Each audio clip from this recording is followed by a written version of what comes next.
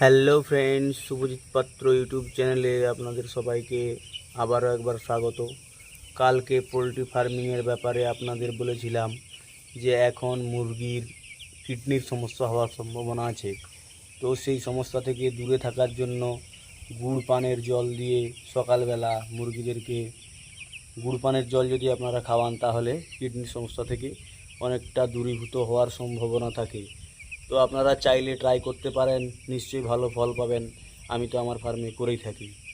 দেখুন বাকি কিছু মুরগির দৃশ্য।